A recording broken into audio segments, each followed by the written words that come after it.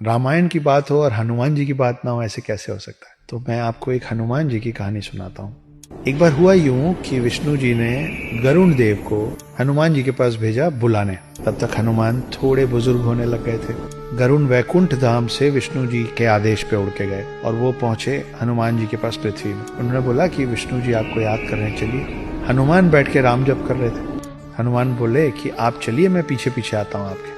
गरुण को लगा मुझे तो सिर्फ यही कहा गया था कि इनको इन्फॉर्म करना है, इनको सूचित करना है, मैंने अपना काम कर दिया। फिर भी गरुण को लगा कि अब ये बूढ़े हो रहे हैं, इनको मैं ले चलूंगा तो इनके लिए रास्ता आसान हो जाएगा। गरुण को इस बात का बहुत गुमान हो गया था, बहुत अहंकार हो गया था कि गरुण से तेज और कोई नहीं उड़ सकता। तो गरुण ने बोला कि आप थोड़े बुजुर्ग हो रहे हैं, आइए आपको मैं अपने साथ ले चलता हूँ, मुझ पे बैठ जाइए।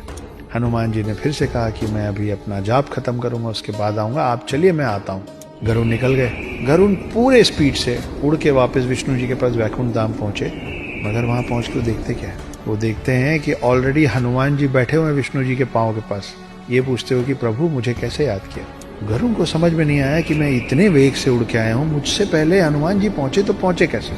और उनके दिमाग में एक और सवाल था कि अगर हनुमान जी यहाँ पहुंच भी गए थे तो द्वारपाल जो उस दिन सुदर्शन चक्र थे वो हनुमान को अंदर कैसे आने दिए।